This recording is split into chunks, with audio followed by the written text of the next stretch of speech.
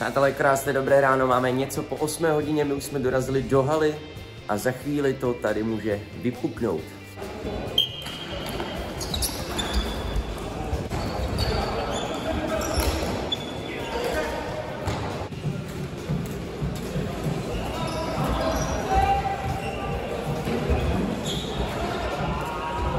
Přátelé, krásné dobré odpoledne, vás vítáme na čtvrtém kole naší florbalové ligy 2024. Čtvrtý kolo teda mělo být v Liberci, ale nakonec se pořádá tady v Raspenavě ve sportovní hale. A my si teď půjdeme projít halu, ukážeme si, jak to tam vypadá, i když z minulého videa už to všichni znáte, ale jsou tam nějaké novinky, nějaký nový QR kody, výsledky, které vás určitě budou zajímat a taky se dneska můžete těšit na další rozhovory s hráčema.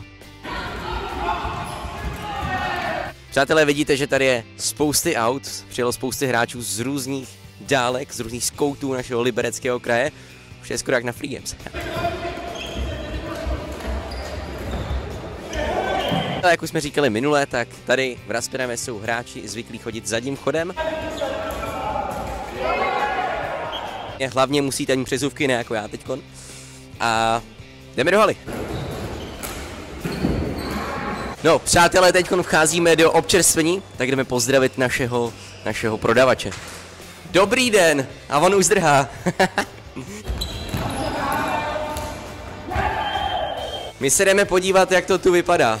Tak, tohle je člověk, který drží všechny hráče vlastně nad vodou, protože je důležité jíst a pít. Jak se máš dneska? Jo, je to dobrý. Hodně párků. Hodně párků. Hodně Chleba? Hodně chleba. Co se prodává nejvíc dneska? Rum. Rum? A pivo? Pivo ani moc ne, rum. A u jídla je to co? Pivo. Tak jo, děkujeme.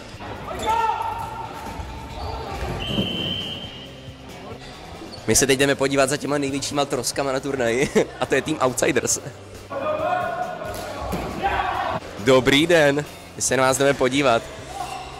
Máme jednu výhru, 2-1, takže my se vás jdeme zeptat, trošku vyslechnout. Ondra Hárovník, náš golman Outsiders, jak se ti daří dneska? Jo, tak vyhráli jsme, takže jako super dneska. Měl jsem tam ten jeden zásek, to, že mi mrzelo, bylo docela pomalá, ale byla jako k druhý tyčce, takže jako, no, byla to škoda, no, že jsem mohl mít nulu. A myslíš, že dneska budeme vyhrávat dál?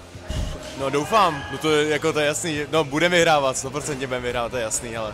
Tak fajné, tvůj bratr, tvoje dvojče, Vojtěch Hárovník, obránce Outsiders, co ty dneska? Mně se teda dneska moc nedaří. Víš proč? Hele, vidíš to? Pivo, hele, je to tak. To není moje, je to tvoje za prvý, jo. Ale to by se aspoň daří s tím pivem, no. Ano, proto tak je, zkus to taky, je to fajný. Jak se tam nudí. Ona tady hodně nechce být, podle mě.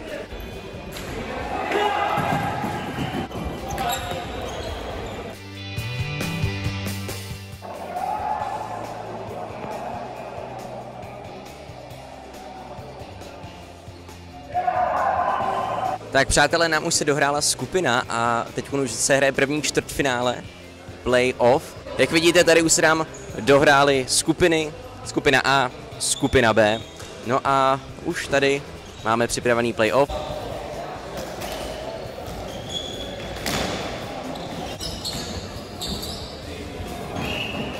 A klasicky samozřejmě QR kody, přibýval nám tady od minule jeden QR kód a to tento s webovými stránkama, protože ty, který nás sledujete, víte, že už jsme spustili naše webové stránky, kde se dozvíte veškeré informace k našim turnajům. A samozřejmě nesmíme zapomenout na naše sponzory, jako je Spa Resort, Lázně Liberda, Frýdlantsko, Energik, Radio Energik, Malé Boleslavy, Hejnice a samozřejmě Česká unie sportu. Tak, my jdeme pozdravit našeho zdravotníka, jako vždycky to na každém turnaji nesmí chybět, pozdravit našeho zdravotníka. Ahoj Honziku, jak to jde dneska? Hele, vlastně dneska je to prakticky bez zranění, jenom lehký škrábnutí, ale to se dá přežít. Takže jsi bez práce zase dneska, no, skoro. Zase tady sedím celou dobu, no a nemám co dělat. Přál bych ti, abys něco měl, ale... No, jasně. Ale víme, jak to, je to 50/50 prostě. Co máš dneska plánu po turnaji? Půjdu na další školení ohledně zdravotníka, protože zítra jsem zase zaneprázdněný jako zdravotník, ale tentokrát je to karate. Wow, tak tam bude třeba těch úrazů víc. No, 100%. Tak jo, tak si to užij, chápem se. Je tady obrovský překvapení, protože Hvězdičky vedou na Vataha 5-1, to je neuvěřitelný a zbývá 10 vteřin do konce, což je obrovský překvapení dnešního dne. Tak přátelé, mám tady tým Uragan. Vy jste dneska skončili ve skupině na druhém místě a tak jak si užíváte dnešní turnaj? Paráda. Paráda, dobře, tak to byla rázná odpověď. Každopádně cítíte se na výhru dneska? Vždycky. Vždycky, na vítězství, ano. Samozřejmě. Přátelé, mám tady dva hráče týmu Hvězdičky, Vojta Brož a Adam Firman. Jak se vám daří dneska? Tak, dotáhli jsme to do semifinále, i když ta skupina byla náročná jako v svině, ale dotáhli jsme to do semifinále, porazili jsme tady vedoucí Vatahu, co to vždycky vyhrávala. Super pocit, 5-1 porazit, wow. Je pravda, že pro hodně lidí to je velký překvapení, co si budeme, a pro vás asi taky. A teď už vám jenom budu držet palce. Máš tomu něco, Adame? Ale díky moc, že budeš držet palce, já si myslím, že dneska torta nemáš do finále. Tak jo, držím palce. Díky.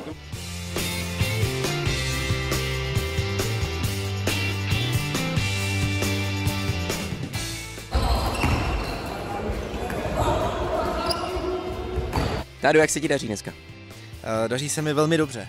A cítíš se na výhru dneska? Určitě, já jsem myslel jako v osobním životě, že se mi daří dobře. Je takhle. A ve florbale? Ne to vůbec. Ne. Dobře, tak jo. Tak budeme držet palce Někdo mi každopádně. volá, víš? Aha, tak jo. Veronika Lázně, chceš mi řídit? Ne, dobrý, je to v pohodě. Neříď to. Tak jo. Ty si to potřebuje. Prosím? Ne, prosím, vole, ona Co potřebujete?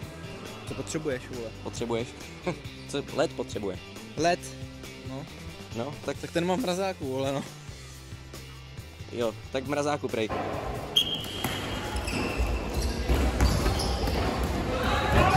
Mám tady Davida Škodu, člen týmu Uragan. My jsme teď před chvílí mluvili s tím týmem a prej se cítí na výhru, je to pravda? Jo, dneska se cítíme dobře, máme docela štěstí a máme dobrý hráče, takže snad dneska bude zlato.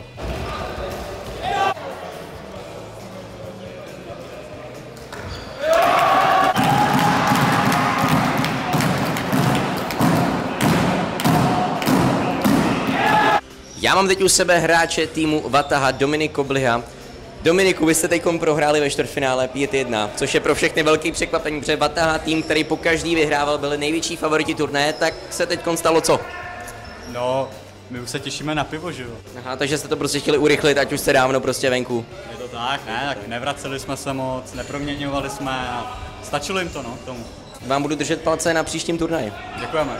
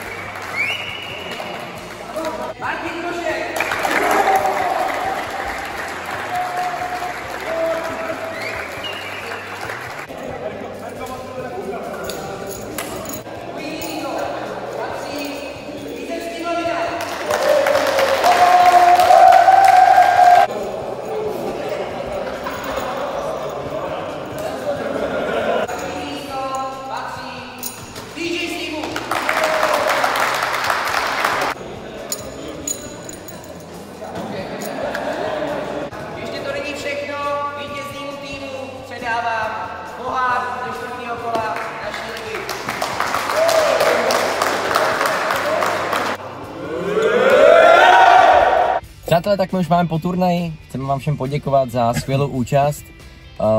Byla tam neskutečná atmosféra, který si neskutečně vážím a doufám, že takhle půjde dál a že se ještě budeme posouvat vejš a vejš, protože teď padl rekord přihlášených počtech týmů a je to něco, čeho já si osobně neskutečně vážím a doufám, že to jednou posuneme na tak velký level, že třeba z toho uděláme jednou profi ligu. Takže děkujeme a budeme se těšit 1.6. Mějte se, čego.